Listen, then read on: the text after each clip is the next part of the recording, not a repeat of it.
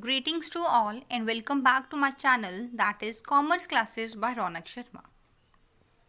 In the previous 3 lectures, we have discussed about the concept of overcapitalization, in which we will discuss about the meaning, definition, theories, causes, effects and remedies of overcapitalization.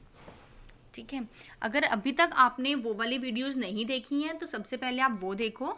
ठीक है, linkage में है ये topic over capitalisation और जो आज कर रहे हैं that is under capitalization.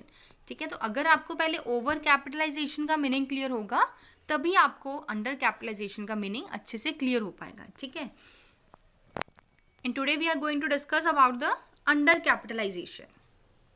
Let's discuss. The term under capitalization does not mean shortage और इनएडिक्वेसी ऑफ कैपिटल.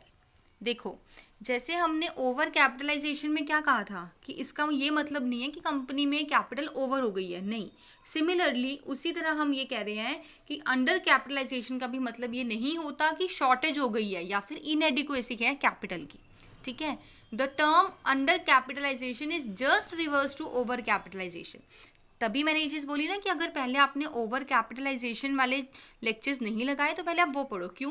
क्योंकि अगर आपको ओवर कैपिटलाइजेशन समझ आ गया तो अंडर कैपिटलाइजेशन कुछ भी नहीं है, जस्ट रिवर्स करना आपने बिल्कुल. ठीक है, in the words of Gerstenberg, a corporation may be undercapitalised when the rate of profits it is making on total capital is exceptionally high in relation to the return enjoyed by similarly situated companies in the same industries, or when it has too little capital with which to conduct its business. देखो, कुछ भी समझ नहीं आया होगा. देखो, हम अभी स्प्लिट करके पढ़ते हैं. क्या बोला है, क्या कह रहे हैं वो ग्रेस्टनबर्ग कि अंडर कैपिटलाइजेशन क्या होती है. देखो, कोई भी ऐसी ऑर्गेनाइजेशन अंडर कैपिटलाइज तब कहलाई जाएगी जब उनका जो प्रॉफिट का रेट है, ठीक है ना, जो प्रॉफिट का रेट है जो अपनी वो टोटल कैपिटल पर इंजॉय कर रहे हैं, अर्न कर रहे हैं, वो क्या होगा, एक्सेप्शनली हाई. ठीक है, बहुत ही ज़्यादा वो हाई होगा. मीन्स देखो, एक कंपनी है वो 2 लाख रुपीज़ इन्वेस्ट कर रही है. ठीक है, उसके प्रॉफिट्स हो रहे हैं सपोज हम मान के चलते हैं 50,000 के.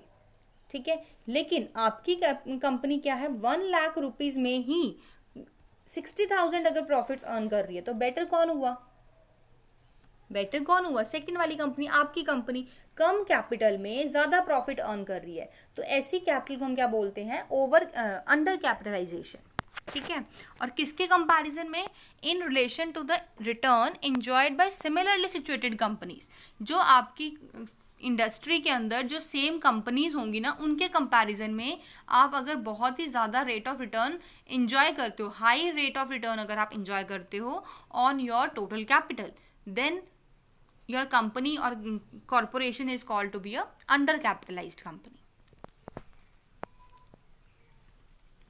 In simple words, undercapitalization is a state of affairs when the capital या फिर resources of the company are being utilized more efficiently. अब देखो, अब मैंने अभी प्रीवियस वाली स्लाइड में एग्जांपल दिया ना आपको कि आपके पास 1 लाख की कैपिटल है और 60,000 प्रॉफिट्स आप अर्न कर रहे हो, लेकिन दूसरी के पास कैपिटल क्या थी, 2 लाख, डबल कैपिटल है और वो फिर भी आपसे कम प्रॉफिट्स अर्न कर रही है. तो इसका रीज़न क्या हुआ कि आपकी जो कंपनी है उसके अंदर जो भी कैपिटल, जो भी रिसोर्सेज हैं वो एफिशिएंटली यूज़ हो रहे हैं. तभी तो ये पॉसिबल हुआ ना कि आप कम कैपिटल में भी ज़्यादा प्रॉफिट्स अर्न कर रहे हो in comparison to your other companies. ठीक है, तो यही बोला गया है. In simple words, under capitalization is a state of affairs when the capital या फिर resources of the company are being utilized more efficiently.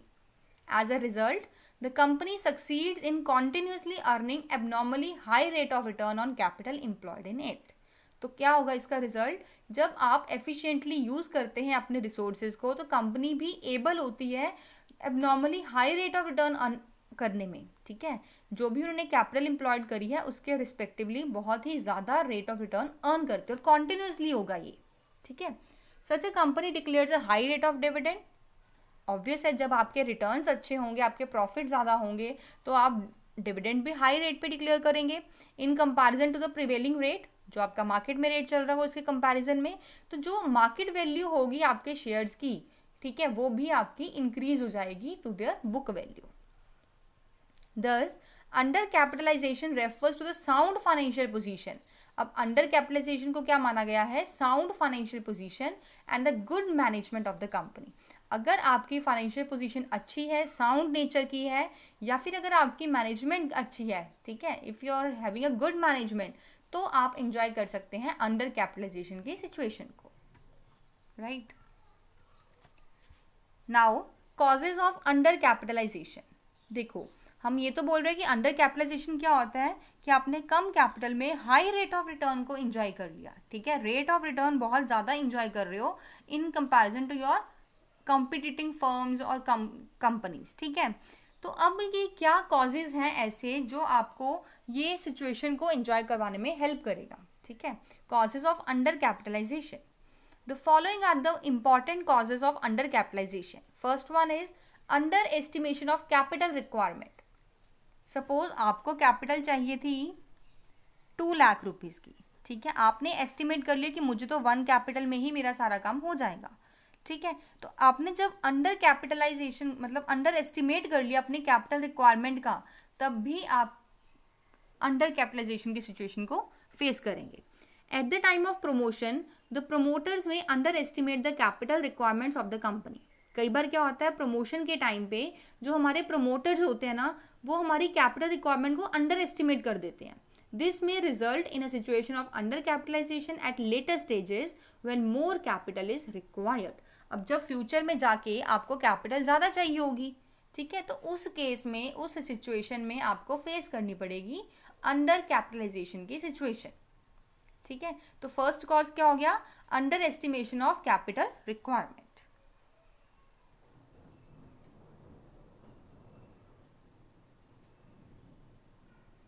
ठीक है, फर्स्ट डन है. नाउ सेकंड में क्या आएगा? देखो, अंडर एस्टिमेशन ऑफ अर्निंग्स. अगर आप अपनी अर्निंग्स को भी अंडर एस्टिमेट कर लेते हैं तो भी आपको अंडर कैपिटलाइजेशन की सिचुएशन को फेस करना पड़ेगा. ठीक है, देखो, sometimes at the time of promotion the future earnings of the company are under estimated and the company is capitalized accordingly. और फिर आप अकॉर्डिंगली कंपनी को कैपिटलाइज करते हो. ठीक है, if after years it is found that the actual earnings are far in excess of the estimates, the company may find itself in a situation of under capitalization. इसका ना अभी best example next point में आएगा. ठीक है, तो अभी simply ये देखते हैं कि अगर आप अपनी अर्निंग्स को कम एस्टिमेट कर लेते हो, सपोज आपने एस्टिमेट लगाया है कि मैं 50,000 ही इंजॉय कर सकती हूँ या अर्न कर सकती हूँ, लेकिन आपकी एक्चुअल कैपेसिटी कितनी है? 1 लाख रुपीज़ की है. ठीक है ना, तो अकॉर्डिंगली जब आप कैपिटलाइज्ड करेंगे, आप अर्निंग के बेसिस पे ये देखेंगे कि मुझे कितनी कैपिटल लगानी चाहिए. तो जब आपने अर्निंग अपने अंडर एस्टिमेट करी है तो आपकी कैपिटल भी अंडर एस्टिमेट होगी. ठीक है ना, तो अकॉर्डिंगली क्या होता है, आपको अंडर एस्टिमेशन अंडर कैपिटलाइजेशन की सिचुएशन को फेस करना पड़ता है. Next one is conservative dividend policy. Certain companies follow a policy of declaring low dividends and plowing back a major part of their earnings. कई बार क्या होता है, कुछ कंपनीज ना इस व्यू पॉइंट की होती हैं, वो क्या चाहती हैं कि वो डिविडेंड कम से कम डिक्लेयर करें. ठीक है, और मैक्सिमम पार्ट अपने पास वो रिटेन रखें एज अ रिटेन्ड अर्निंग, ताकि वो फ्यूचर में क्या कर सके, उसे कहीं इन्वेस्ट कर सके. ठीक है, they build up large funds for replacement, renovation and expansion. वो क्या करते हैं, अपने फंड्स को ज़्यादा यूज़ करते हैं किसके लिए? या तो रिप्लेसमेंट के लिए, कुछ रेनोवेशन करनी है या कुछ एक्सपेंशन करनी है इस चीज़ में. और जब आप डिविडेंड्स नहीं दोगे, अपने पास पैसों को रखोगे, तो आपकी कैपिटल का इन्वेस्ट नहीं होगी ना. ठीक है, अपने पास अपने प्रॉफिट्स को एज अ रिटेन्ड अर्निंग्स अपने पास रख रहे हो, आप डिविडेंड के तौर पे डिस्ट्रीब्यूट नहीं कर रहे हो, कैपिटल नहीं इन्वेस्ट हो रही है, इट मीन्स आपकी. ठीक है, तो इस केस में आपको सिचुएशन फेस करनी पड़ती है under capitalization. The result of such a policy is reflected in high earnings. Earning तो हाई हो जाएगी, which is a situation of under capitalization. देखो, अंडर कैपिटलाइजेशन में होता ही यही है ना कि आप क्या कर रहे हो, हाई अर्निंग्स को एंजॉय कर रहे हो. और अगर आपने रिटेन्ड अर्निंग्स अपने पास रख ली, it means you are enjoying high profits. ठीक है, तो इस केस में क्या होता है, आपको अंडर कैपिटलाइजेशन की सिचुएशन को फेस करना पड़ता है. Next one is promotion of a company during deflation. देखो, अगर आप डिफ्लेशन के टाइम पे अपनी कंपनी को प्रमोट करते हैं ना, तो भी आपको अंडर कैपिटलाइजेशन की सिचुएशन को फेस करना पड़ता है। क्यों? क्योंकि डिफ्लेशन के टाइम पे हर चीज़ के प्राइसेस लो चल रहे हैं, तो आपने अकॉर्डिंगली अपने कैपिटल को भी लो एस्टिमेट करा होगा, आपने अर्निंग्स को भी लो एस्टिमेट किया होगा। बट जब वो जैसे ही डिफ्लेशन की सिचुएशन रिमूव होगी, ठीक हो गई, तो जब आपका नॉर्मल आएगी ना इकोनॉमी, तो उस केस में आपको रियलाइज होगा कि आपने तो अंडर एस्टिमेट कर लिया अपनी कैपिटल को भी और अर्निंग्स को भी। देखो एक बार देखते हैं, companies which are floated under recessionary conditions. Company जो कि फ्लोट होती हैं रिसेशनरी सेशंस में या रिसेशनरी कंडीशंस के अंदर, often experience under capitalization after recession is over. जब वो रिसेशन खत्म होगा तो कंपनीज को अंडर कैपिटलाइजेशन की सिचुएशन को फेस करना पड़ता है। और अब इसके दो ही रीजन है, ऐसा क्यों होता है। फर्स्टली, ड्यूरिंग रिसेशन, जब आपका रिसेशन चल रहा है, मतलब मंदी चल रही है आपकी इकोनॉमी के अंदर, assets are purchase at a price which is much lower. जब आप एसेट्स को परचेज करेंगे ना, देखो मंदी चल रही है, it means her cheese down चल रहा है। जब आप एसेट को परचेज करेंगे तो वो भी आपके लोअर प्राइस पे आप परचेज करोगे in comparison to their earning capacity. ठीक है। सेकेंड रीजन क्या होगा, companies established during recession are capitalized at a low figure anticipating low earnings, but when recession is over the earnings increase and the company becomes undercapitalized। देखो second reason क्या है, company establish की जाती है अगर recession के दौरान, ठीक है, तो उन्होंने अपने आप को एंटिसिपेट किया होगा लो अर्निंग्स पे, और जब रिसेशन ओवर होगा तो अब कंपनी को फेस करना पड़ेगा अंडर कैपिटलाइज्ड की सिचुएशन को। Next point, over estimation of rate of return eight the time of promotion. अगर आप प्रमोशन के टाइम पे जो आपको रेट ऑफ रिटर्न है, अगर आपने उसको ओवरली एस्टिमेट कर दिया है, तो भी आपको अंडर कैपिटलाइजेशन की सिचुएशन को फेस करना पड़ेगा। देखो अब इसका ये ना एग्जाम्पल है, for example if a company's earnings were estimated at 60,000। अगर हमने एक एग्जाम्पल में सपोज लिया है कि हमारी अर्निंग्स कितनी होंगी, 60,000 की हैं, ठीक है, और अगर हमने एस्टिमेट कर लिया रेट को कि हमें 15% से क्या होंगी, अर्निंग्स होंगी, ठीक है, तो जब हम उसे कैपिटलाइज्ड करेंगे, इट मीन्स कैपिटल निकालेंगे ना कि आप कितनी कैपिटल इन्वेस्ट करोगे ताकि मुझे अर्निंग्स हो 60,000 की और रेट ऑफ इंटरेस्ट हो 15%। तो आप कैसे करते हैं इसको, 60,000 इंटू में 100 अपॉन में 15, कैपिटलाइज ऐसे ही करते हैं ना।